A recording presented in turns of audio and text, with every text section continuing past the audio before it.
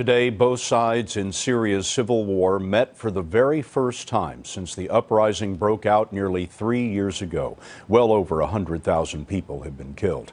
But the peace talks in Switzerland got off to a rough start when the Syrian foreign minister went on a half-hour tirade. Here's what he said when UN Secretary General Ban Ki-moon tried to stop him. You live in New York, I live in Syria.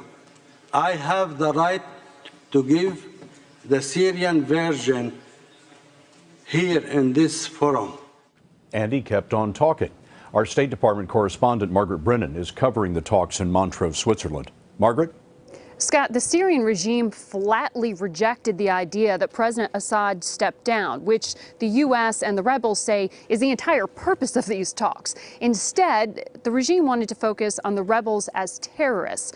But Secretary Kerry said the only way to move forward is for Assad to step down.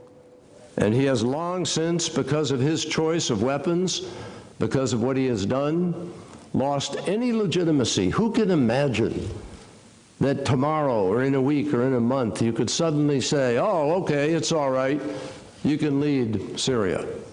I asked Secretary Kerry what happens if diplomacy fails, and he said the U.S. is looking at other options. One possibility is increasing support to the armed rebels. But we might get an answer by tomorrow because UN negotiators are seeing whether they can get the regime and the rebels to even talk to each other behind closed doors. A very long road for diplomacy yet. Margaret, thank you.